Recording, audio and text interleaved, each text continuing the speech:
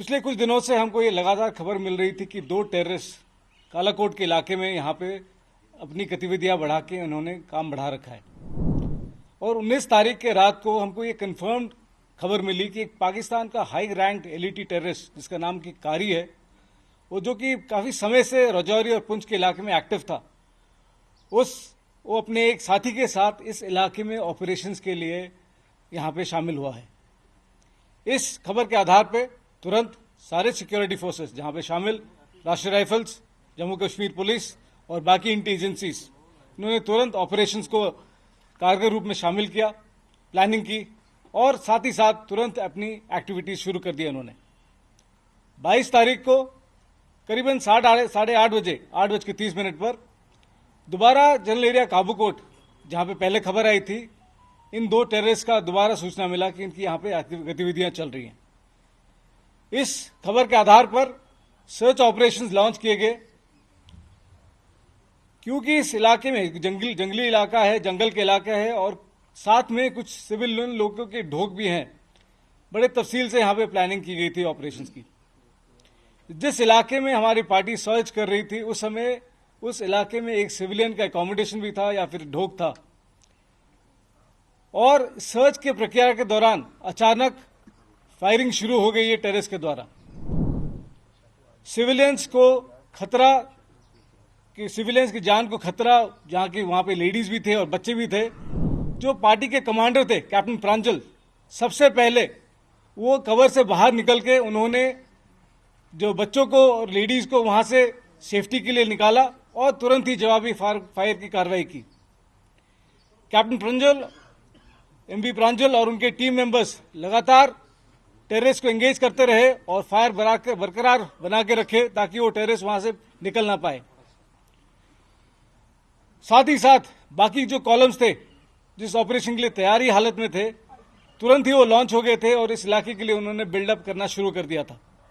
Captain प्रांजल की team तकरीबन आधे घंटे तक उनको लगातार टेररिस्ट को घमासान में जवाबी हमला बार बार करते रहे। इसी समय के दौरान एक बुलेट की वजह से जो उनको लगी अपने उनके सर पे लगी, इसकी वजह से उनको शहादत मिली और उन्होंने अपना सर्वोच्च बलिदान दिया। पर इस ऑपरेशन का सबसे महत्वपूर्ण हिस्सा यह था कि उन्होंने बिल्कुल कांटेक्ट को ब्रेक नहीं होने दिया। उस इलाके के अंडरग्रोथ, बोल्डर्स, बहुत ही मुश्किल टेरेन, इस सब का एडवांटेज लेके टेररिस्ट जंगल के अंदर चले गए और लगातार फायर को उन्होंने बरकरार रखा। हमारे ट्रूप्स, जिसमें कि शामिल है 9SF और 2SF, उन्होंने इस कांटेक्ट को बना के रखा और टेररिस्ट का सर हमेशा नीचे रखा।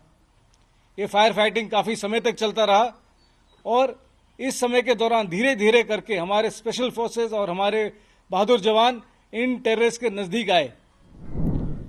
इस प्रक्रिया के दौरान हमारे 3 सोल्जर्स शुरू में घायल हो गए थे, उसके बाद में कंफर्म हो गया कि वो अपने चोट की वजह से उनका सैक्रिफाइस हो गया था। पर यह फायर फाइटिंग कंटिन्यू होता रहा और ये यकीन किया गया कि ये टेररिस्ट वहां से निकल ना पाए। जब तक ये ऑपरेशन आगे बढ़ता रहा, करीबन शाम का 17:30 बजे का समय हो गया था और अंदेशा था कि बहुत शीघ्र ही अंधेरा होने वाला है और इसके वजह से साथ ही साथ एडिशनल ट्रूप्स की बिल्डअप और प्लानिंग करी गई थी ताकि फिर वहां से कोई निकल ना पाए। इसमें हमारे अन्य RR unit 54 RR, 2SF, 63 RR, 9SF, सभी ट्रूप्स इंक्लूडिंग JKP, इन्होंने कॉर्डन को एस्टैब्लिश किया और यकीन किया कि उनकी पूरा अच्छी तरह से इस इलाके को कंट्रोल में हासिल कर सके। रात भर इस इलाके को UAV के द्वारा, नाइट एनेबल्ड कैमरास और मॉडर्न इक्विपमेंट जो कि ऑपरेशन के लिए इस्तेमाल किए जा रहे थे, उसके सहायता से इस इलाके पर अच्छी तरह से निगरानी बनी रखी गई और ये यकीन किया कि टेररिस्ट वहां से निकल ना पाए।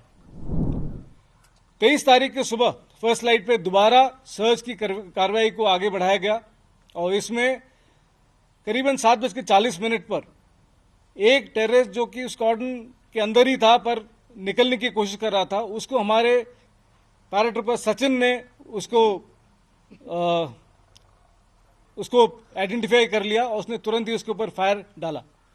सचिन के फायर के ऊपर टेररिस्ट ने भी जवाबी फायर किया और उस फायर के दौरान सचिन घायल हो गए। पर तुरंत ही 2SF और 9SF की बाकी टीम्स ने तुरंत ही बिल्डअप कर लिया था और ये फायर को लगातार बनाए रखा गया और तकरीबन 1330 बजे तक दूसरा टेररिस्ट भी एलिमिनेट कर दिया गया। इस ऑपरेशन में 5 सूरवीर, कैप्टन प्रांजल, कैप्टन शुभम, हवलदार माजिद,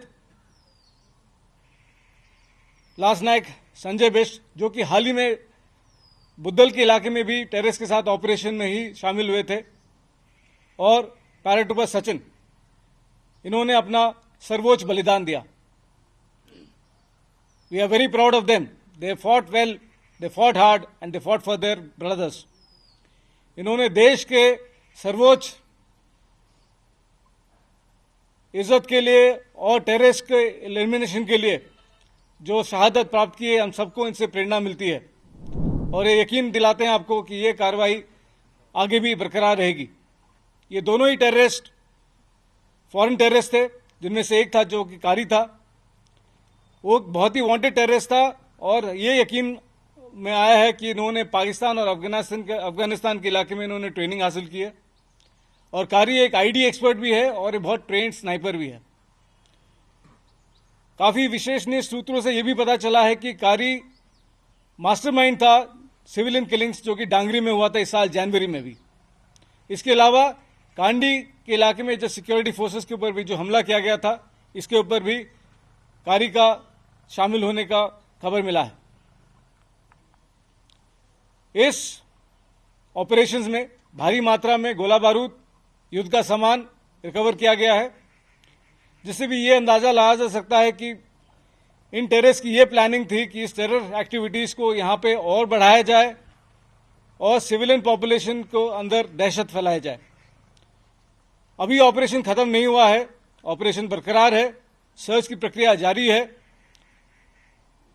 और ये ऑपरेशन जो कल जिसकी सक्सेस हासिल हुई है, जिसमें ये दोनों टेररिस्ट को मार गिराया गया, ये एक आपसी तालमेल जो कि जेकेपी, भारतीय सेना और बाकी सिक्योरिटी एजेंसीज जो कि इस इलाके में ऑपरेशंस कर रहे हैं, उसकी एक पहचान है और मैं यकीन दिलाता हूं कि ये प्रक्रिया आगे भी बनी रहेगी और आने वाले दिनों में और भी सक्सेस हासिल किए जाएंगे।